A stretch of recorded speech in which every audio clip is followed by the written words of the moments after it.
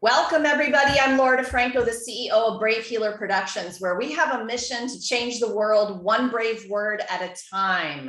And today we're celebrating one of our newest books, Stop Overworking and Start Overflowing, 25 Ways to Transform Your Life Using Human Design. So I have 4 of the amazing author experts here with me today to share their wisdom. But first, you guys, let me say a huge thank you to Kristi Sullivan, our lead author. Kristi had a huge mission with this book. She wanted to bring together the practitioners and coaches and guides who've made human design a part of their lives and are now helping people transform theirs. So Kristi, thank you for bringing this amazing crew of authors together. So welcome, ladies. Happy to have you here today. I'm so excited. So I've got Ashley Ashita Dixon, and she's the founder of Decondition Daily, where she helps clients sort through confusion to get to the aha moment they've been looking for. Linda Landon is Human Design Level 4 Specialist, Ignite Your Joy coach, speaker, author, creator of Wellness Sexuality Practice. I have Julianne Joy, and she's an author and a CPA, and her books are at her website, and I've hooked all of you up with the websites down below. Nancy O'Keefe is an intuitive coach who helps people embody their human design to enhance their life, business, and career. And like I said, for all of our listeners, after one of our authors says something that turns you on, drop down into the show notes, go to their website, take the next step with them, explore, have an adventure, talk to these beautiful people. They are here to help you. So Ashley, I'm starting with you. Tell us about this amazing chapter that you wrote. Thanks, Laura. So I have chapter 17, Dancing in the Dark, Bridging the Gap Between Fear and Flow. Originally, it was bridging the gap between fear and love, because ultimately I do believe that love is what can really transmute fear. But for the purposes of this book, I really wanted to stick with flow because, well, I guess, when I was writing, it was like, what am I gonna write about, and all I could keep thinking about was when I was a kid and I would dance in the dark alone by myself, and the natural healing that I felt just being alone. And there's so much in my human design chart that really confirms why that was so. And I figured, to tell that story and that process is something that really translates into every area of darkness in my life. So I think that's why I wanted to write about that. I love how you say, coming back to yourself in terms of thinking about that free child, right? So tell me a little bit more about that feeling for you coming back to it as an adult. I have a young child right now, so I have a lot of these feelings of the nostalgia, right? Cancer rising, Cancer Venus here, but the nostalgia, and then there's a sadness, but then there's also this hope. I had a lot of sadness and a lot of feelings of not being able to make it, and really feeling free in those moments. It brought me back to me intuitively knowing what to do when I didn't know what to do. And thinking, you know what? I do know what to do. It's in my body this whole time. I've done it since I was a kid. And I can really go back to that. So yeah, healing is the biggest word I can think of. Yes. Thank you, Ashley. Y'all are going to hear some themes in this interview, in the human design, all of our author experts. And the one that turns me on the most is the feeling things in your body and trusting that. So as you listeners listen to the ways that these authors are educating you about that practice, because it's an awareness practice. And I've got a question for all of you later about that, because it happens to be like one of my favorite topics ever. So Ashley, thank you for sharing about your chapter. Linda, how about you? Tell us about your amazing chapter. Well, my chapter is chapter 1, which is absolutely like, I don't know how that happened. And I feel beyond honored because as a projector in the human design world, we wait to be invited, and to be invited to be the first chapter, it just like blew my mind. So thank you, whoever did that. You know, Laura asked us to write a story and I'm like, huh. And then what came to me is, well, I guess I'll just write the story about how this whole methodology completely frigging transformed my whole life, like no question. And, you know, 3 years ago, I was living in a city where I wasn't happy. I didn't know where I was supposed to be, where I was supposed to go. And I was completely fried, completely exhausted. And now I live on a mountain in the magical mountains of North Carolina, in the house of my dreams that I've been looking for my whole life. I have 2 new kitty cats and I just feel overflowing. And my chapter is called How to Be in a Just Do It World, Recover from Burnout and Ignite Your Life. And I'm doing it. So that's what I wrote about and how to do it. Yeah. So burnout has come up, and I promised you guys you're going to hear some themes here.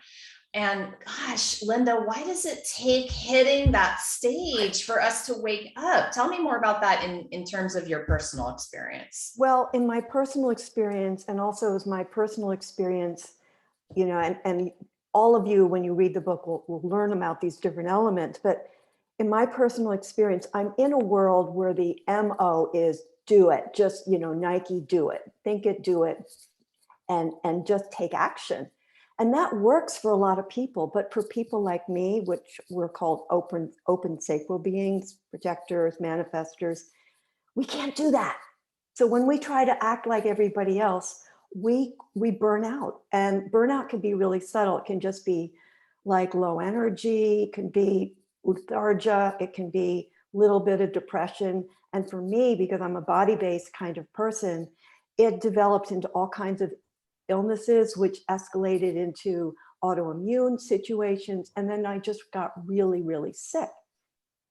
But again, in this culture, what do you do when you get sick? You know, you take a pill. I didn't take pills because I never did, and then you just get on with it. And then you get sick again. And that's what burnout was for me. And it's different for everyone, but it kills your vitality. It kills your zest. It kills your joy. I love what you just said. Burnout can be subtle at first. There's something in my world where we look at that as a stoplight, red, yellow, and green. And you really want to listen to the whispers in your body at the yellow light stage, not the red light stage, right? You want to hear them sooner. Thank you for sharing that piece. That's an important piece for everyone to understand, is to listen a little sooner. Julianne, tell us about your amazing chapter. Yes. So my chapter is actually the last chapter in the book. So Linda, I got my bookends here. Excellent. Bookend. And it's about wealth mindset. It's called The Alignment You Need for the Life You Want. And basically my chapter, or my story, is about how to create a wealth mindset by following your strategy and authority, and also intentionally focusing on what you want to bring into your life.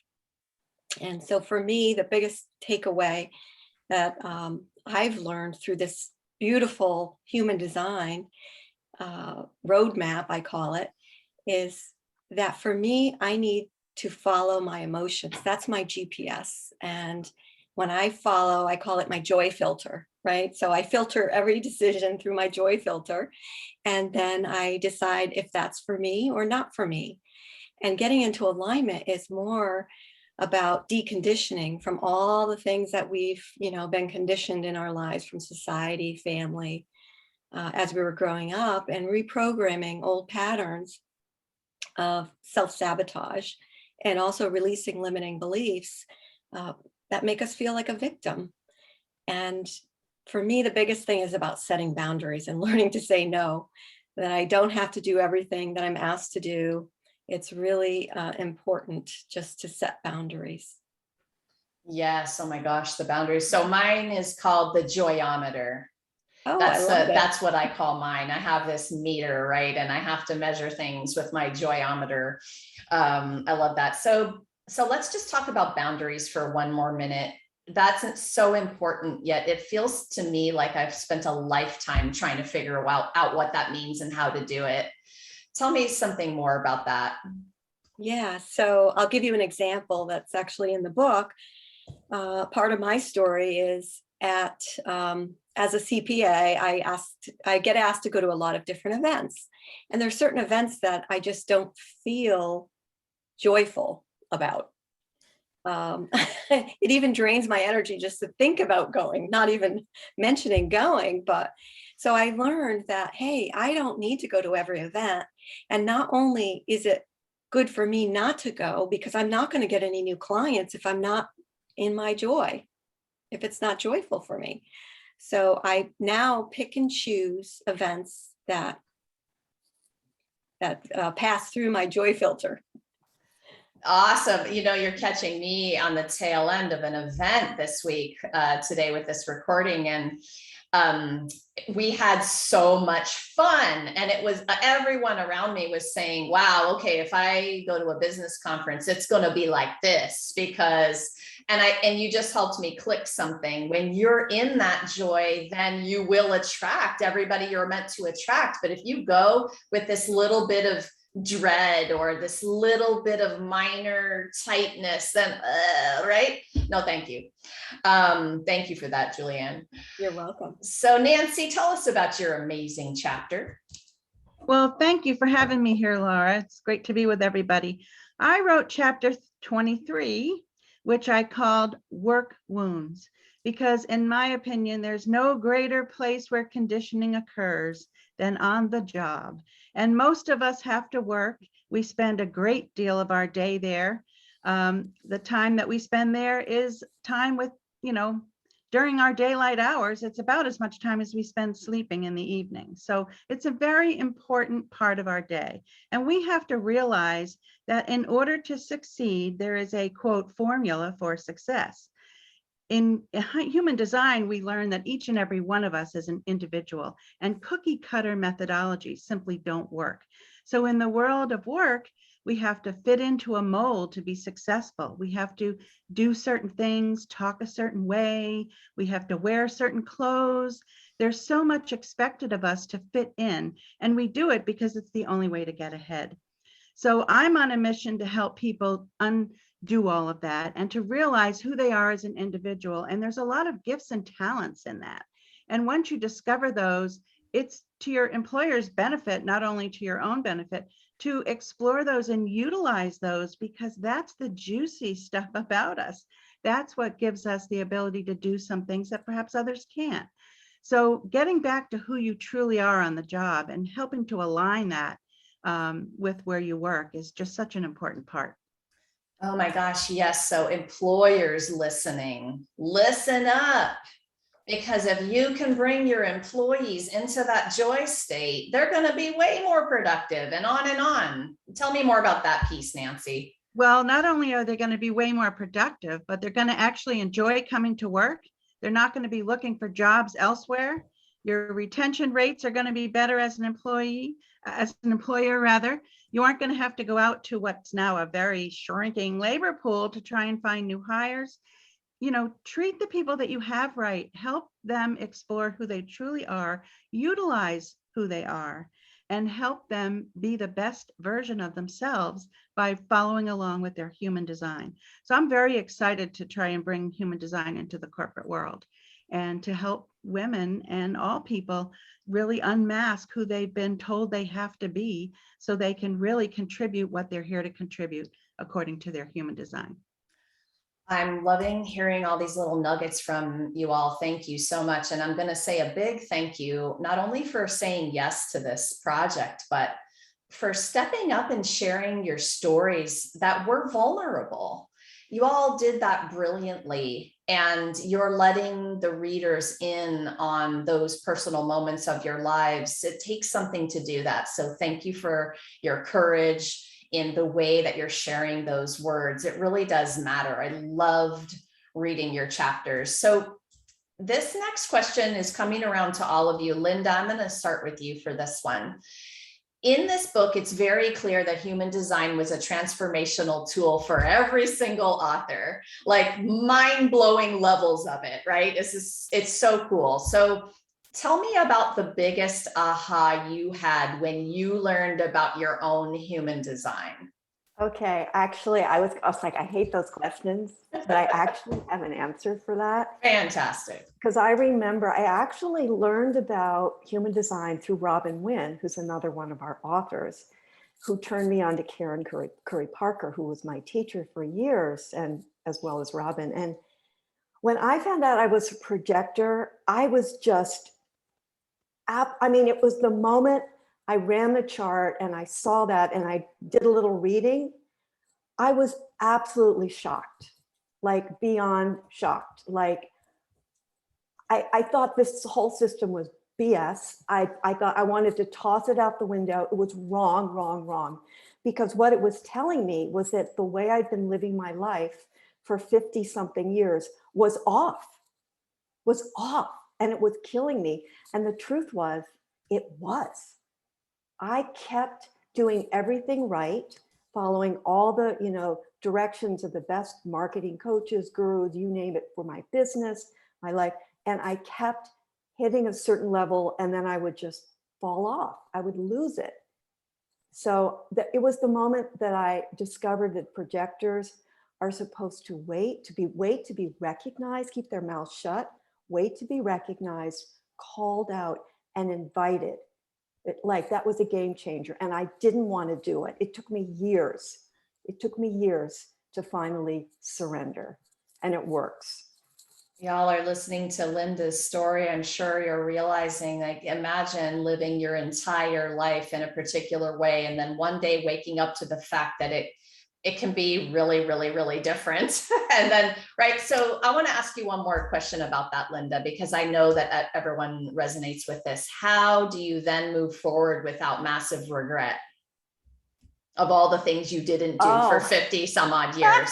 Like, right, this is a mindset, but how do you do it personally? You just asked me that question, right? Well, this is who I am. Everything I've experienced in my life from before the moment I was born has been an opportunity for me to know myself. So, and it makes me also in human design, I'm what you call a 5-2. It's part of what's called your learning style. I'm here to do my own inner transformation and then teach others, carry them through. So as a teacher and a guide, of course, I learn from everything that I did wrong, but I don't do it with regret. I do it with like, wow, look, here's something I'll say to myself and I'll say to my clients, oh my gosh, at the time, I didn't know how to do it differently. This was the best I could do. And now, here are my options.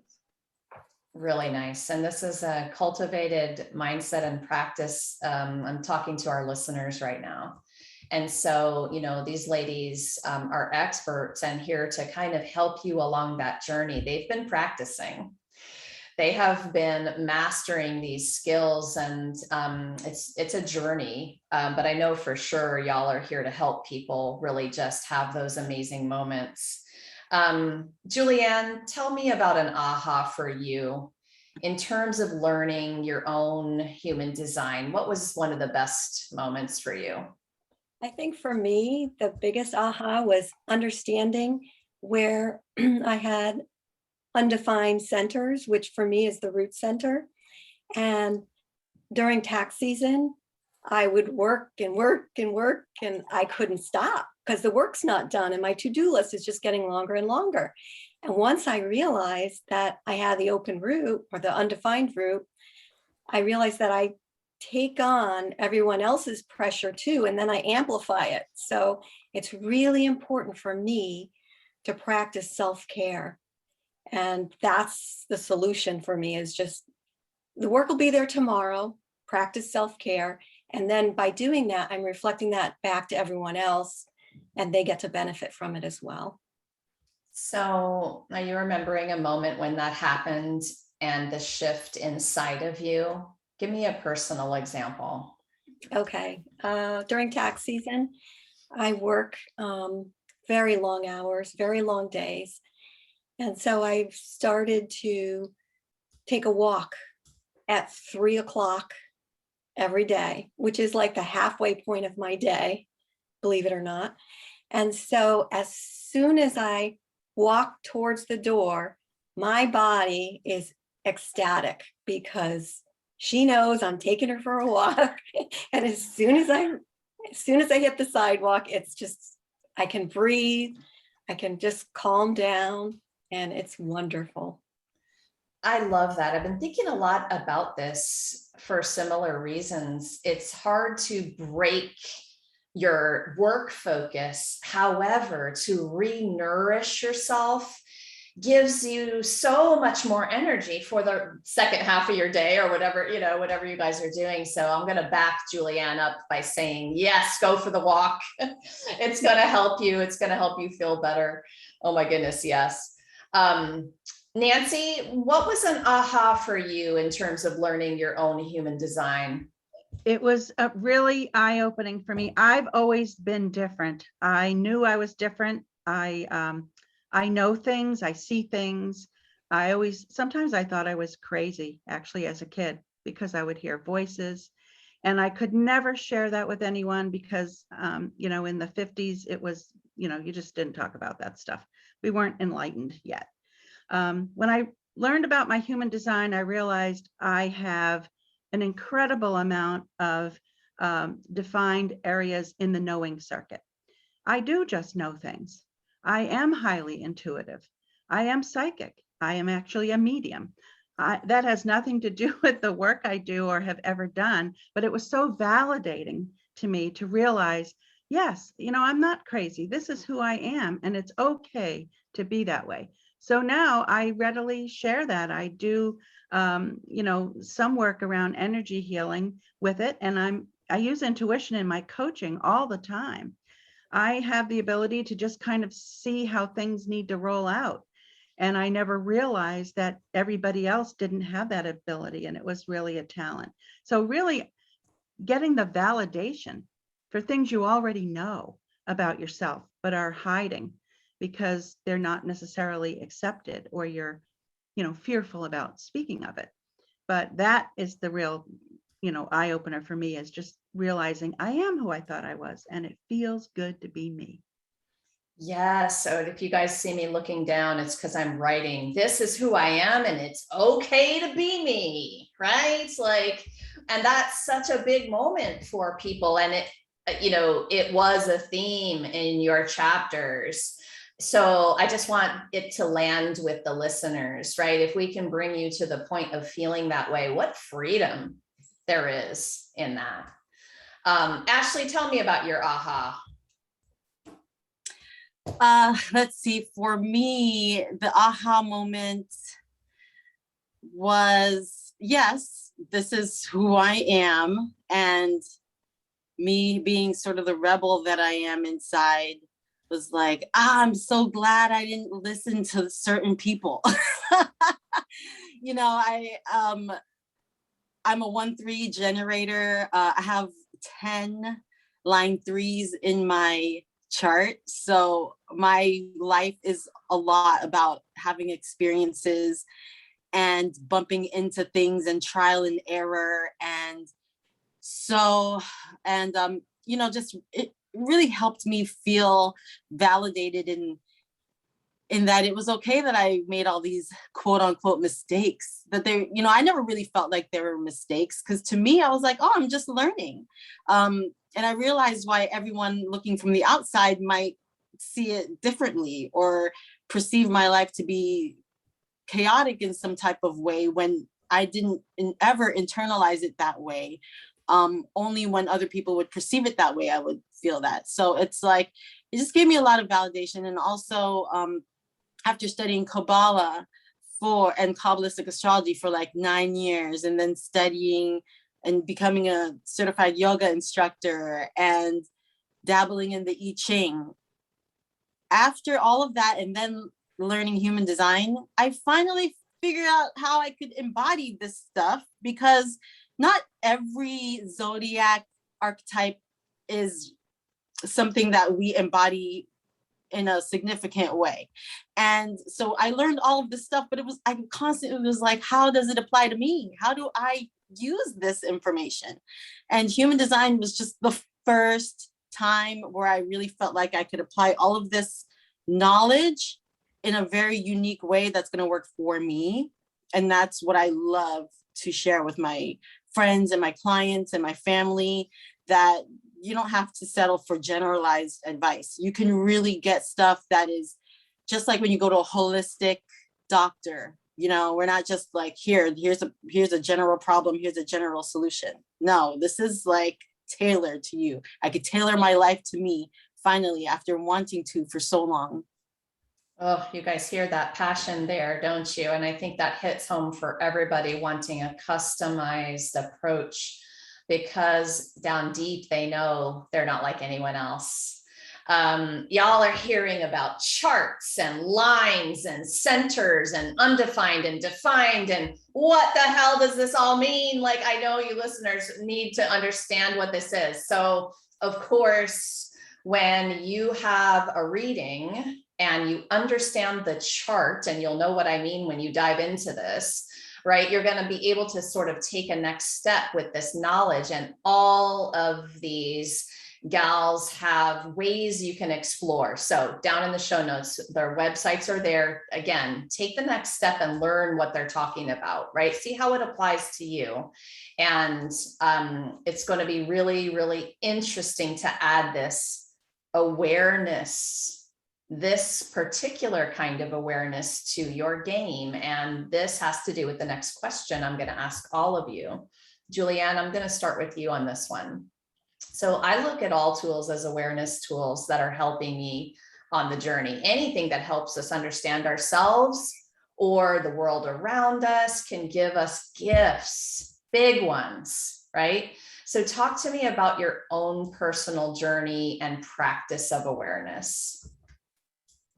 Yeah, so for me, I think my personal journey has been a long one. Let's just start there. I have learned and delved into so many different tools, astrology, before I got to human design, the I Ching, everything, you name it, numerology, and meditation, yoga, just so much. And so my biggest tool now is meditation and setting an intention. So before your day, setting an intention of what you want to happen. And I find that when I do that and I really focus on something, that I can bring it and attract it to me and get it done. And when I write it down, it's even more powerful, right? So through that process, instead of having distractions all day long coming at me, I'm guiding my energy and focusing on what I want to get done. And I find that very powerful. And I can actually attract experiences, people, all types of things into my life using that tool. Awesome. Thank you. And of course, our practice, so I use the D word, you guys, discipline. And for me, that was what up-leveled everything. We practice something until it becomes who we are and what we do. And that's the retraining. And y'all will hear the word manifesting and flow and things are coming into my life. It's because we've created this amazing practice, and based on the information of human design, that happens, so I hear, a lot easier. So I'm loving learning about it, you guys. Nancy, tell me about your personal practice. Well, my practice centers around questioning, because that's really how my chart shows me where I get my inspiration and my creativity from. I need to stay curious, accept nothing at face value, question. So I constantly ask myself questions every day, and then I feel into the answers. I'm an emotional generator, a 6-2 profile, And I too have experiences in life. That's how I'm supposed to learn. And I'm an insatiable learner. I can't learn enough. I'm always taking a course or doing something. And then questioning whether or not that is for me, feeling into the emotions I feel around what I'm doing. That's my barometer so that I make the right choices. And sticking with that practice, not only every day, but almost every minute in everything that you do. You know, we're making millions of choices every day, and being in a position to really evaluate each and every one of those choices in a split second by asking yourself questions and then feeling into what the answers are like for you. So powerful and really that can be a complete game changer. I'm in love with the big questions, the big juicy ones, and the little small ones that you need to ask yourself throughout the middle of the day too. But the big ones that shake you up, like, what else is possible here, right? In your moments of trigger. So I'm assuming you use that, Nancy, for like your worst moments of trigger all the way to your kind of common moments where, is it coffee or tea today? I don't know. Exactly. And I have a few favorite questions. When something goes awry and it's not happening exactly the way I'd like, I ask myself the question, what's the gift in this? Or I love that. What's the lesson in this? Or what's the gift in this?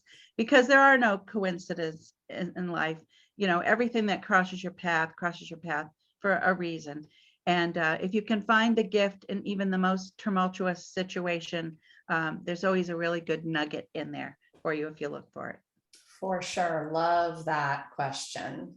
So Ashley, tell me about your personal practice. My personal practice is breathing and being as present as I can be in love. That's really my practice, because I know that even if I have the right things to say to myself in a certain state, I'm rebellious even towards myself, even towards my own thoughts. I'm like, nah, I don't want I don't want to do that. And I feel that. But breathing is not something I'm going to negotiate. Breathing is not something that I am going to be like, nah, I'll do that later. Nah, it's something I can do right now. And just the science of it and the natural truth of it is already helping me in ways that I don't need to think about. I can just catch myself as I'm already doing it. And while I'm breathing, I take a look at what is right in front of me. And this is basically what I wrote about, and remember love in some type of way. So that I can really remember what my life is about, why I'm here. Am I really here to be upset about customer service with my cell phone? or am I really doing this customer service on my cell phone so that I can provide for my son, who I really love, and so that I can communicate with people because I love myself and I love, this is literally something I did yesterday on the customer service line, and it's I can take it wherever I go. It's so simple, and a lot of people talk about the breath, but for me, the breath and what I do with the breath, that's definitely my practice. I can definitely take my next steps from there. Breathing, yeah, sounds like a duh, right? But it's like, y'all listening, how many times have you held your breath today? How many times have you caught yourself barely breathing, shallow, tight, scrunched up posture breathing, right? Makes me want to just do the opposite, of course, right? So that can be such an amazing, profound shift, honestly, that one thing. Yes, Ashley, thank you. So Linda, how about you? Add to this conversation about your personal awareness. I'm going to add a little anecdotal thing, which I think will really make Julianne smile, because you were talking about openness, your open route. When you learn about human design, you'll find out that I have a lot of openness in my chart. So I am very I take in information and ideas and feelings and thoughts from other people, and they become like, wow, that feels good, that feels good. So that everything you said, it's like, yep, I do that, I could do that. So then I have to come back and go, okay, that's all true. Now coming back to me right here, right now, myself in the center of my being, what is my spiritual practice, which has been ongoing since I was like 4 years old. I mean, it's always been alive in me. I would say for today, my spiritual practice is about awareness, sensing through my body, sensing my arms and my legs coming back into the body, because the body is a really strong element for me, and love of self and love of spirit. So sensing, like right now in this moment, sensing my feet on the floor, sensing my hand moving through space, sensing the vibration of the voice inside of my chest brings me home. And I meditate in the morning, and I work with oils, and I dance and I move, but it's all about being in the present, in the moment, in my body. And when I'm in my body, all that chit chat, all that horrific in my mind just quiets down, and I'm back with myself present. Yes, oh my goodness, the GPS for the soul. We've been given this beautiful vessel, and it gives us so many gifts. If we would connect with it, that is a practice. For me, it's been a lifelong practice, and I've been embodied all my life as an athlete and doing all these things, but it's different than that. So you can be very physical and still not have a good practice of checking in and getting still and listening, right? So, so important. That was one of the themes. I was reading the chapters, and I loved how you were all talking about that component being a component of this system and how important it was. Okay, ladies, so we got to do a speed dating version of this next question. Okay, I'm going to get around to all of you for this last one. Nancy, you're up first on this. Okay, so a lot of people had a really tough couple of years for obvious reasons, right? And we're giving them tools, and we're talking to them about this, but some of our listeners might still be feeling stuck on their journey. What would you tell them in terms of something very simple they can do today, right now, to ease that stuckness or tightness that they're feeling? Just go with their flow. They know inside what to do. Just go with their flow. Don't question it. Don't ask others. No one else knows you as well as you do. Just sit with yourself, and the right answer will bubble up if you let it. If you're trying to do and be something you're not and ask everybody's opinion, you don't give it the space. You need to create a clearing so the right thing can just come to you. I love that. And I remember Ashley saying something about listening to others also, and I meant to make a comment about that. That's one of probably the biggest gifts of trusting your own, get into that flow for yourself. Thank you, Nancy. Ashley, how about you? I would say ask for help. And it doesn't necessarily mean to right away ask someone else. I think it's great to remember that, especially with all of this knowledge of human design, that we have all of these celestial bodies and energies and, around us all the time, helping us. And even just to, people may call it praying and things like that, but it's like deliberately asking for help, because once you learn your human design, you can start to maneuver in a more strategic way. And if you don't know your human design, I feel like asking for help, because our vessels and our bodies are designed for what is ours to come right to us. And if there is a trust there, and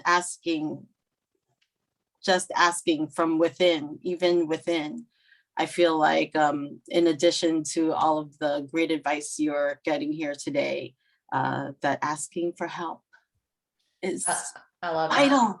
Yeah, and there's different ways to ask for help, asking your guides, asking your trusted inner circle, asking yourself right. But do that is one of Ashley's points, I think. Do ask. Like, it takes something to ask for help. It takes some courage sometimes. We've been trained that success means you do it yourself.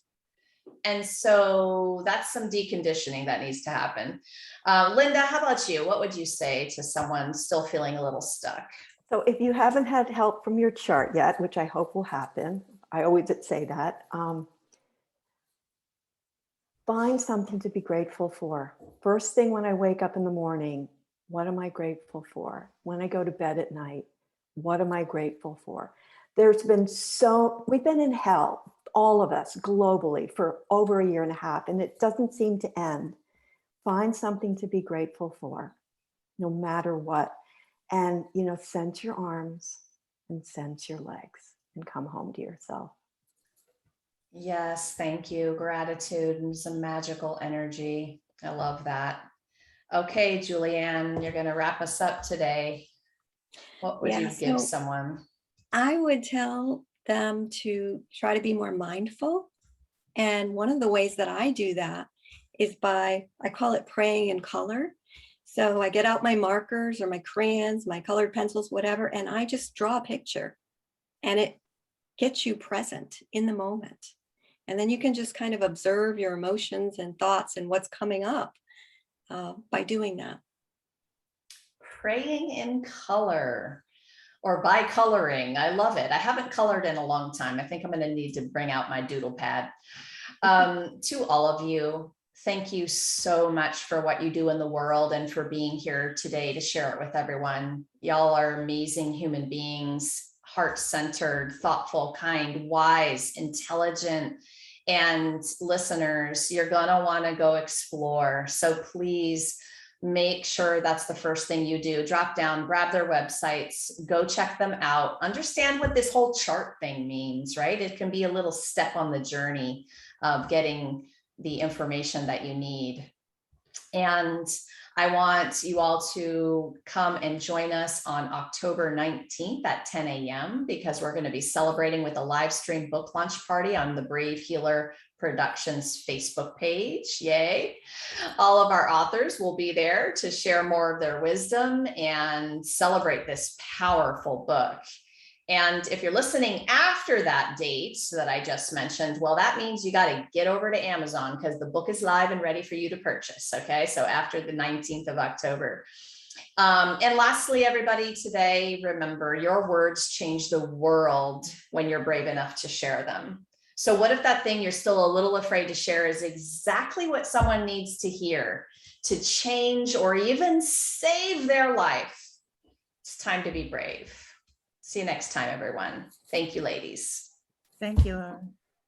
Thanks. Thank you. Thank you.